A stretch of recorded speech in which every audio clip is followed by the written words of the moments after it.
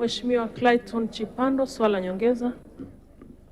Asante Mheshimiwa Mwenyekiti kwa kunipa nafasi na mimi niweze kuuliza swali la nyongeza.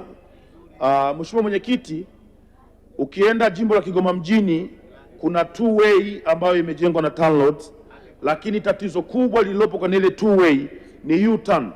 Inamlazimu mwananchi anayetoka Mwanga ili avuke upande wa pili wakatubuka, inamlazimu kutembea kilomita 2 kutafuta U-turn. Serikali ina mpango gani wa kutengeneza U-turn ili kuwasaidia wakazi wa Mwanga na maeneo mengine wakitaka kwenda Katubuka airport waweze kupata sehemu nzuri ya kuweza kukunjia? Majibu Mheshimiwa Naibu Waziri.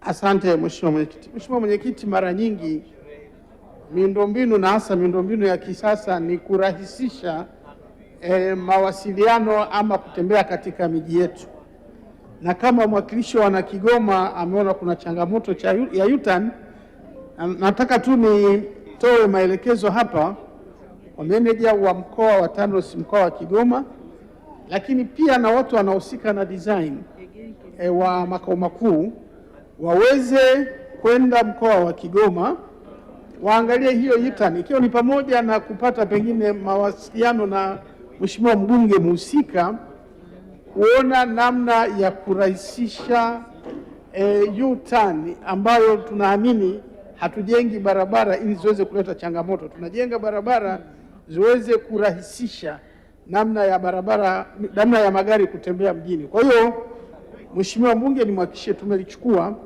na tutakwenda kuliangalia kama mazingira yapo ya kurahisisha zaidi hiyo U-turn ambayo ameiomba. Asante Mheshimiwa Mwenyekiti. Mheshimiwa Devota Minja, swala nyongeza.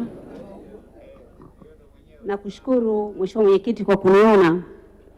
Mheshimiwa Mwenyekiti, mkoa wa Morogoro ni miongoni mwa mikoa yenye barabara mbovu sana. Barabara ya Ifakara Mlimba, barabara ya Ifakara Ulanga Malinyi, barabara ya Bigwa Kisaki. Mheshimiwa Mwenyekiti, kumekuwa na ahadi nyingi sana za serikali za kujenga barabara hizi. Je, ni lini serikali itatekeleza? Majibu Mheshimiwa Naibu Waziri. Asante Mheshimiwa Mwenyekiti. Mheshimiwa Mwenyekiti, ninakubaliana na Mheshimiwa mbunge, Morogoro ni kati ya mikoa ambayo inapokea, kwanza inaathirika sana hasa kipindi cha mvua.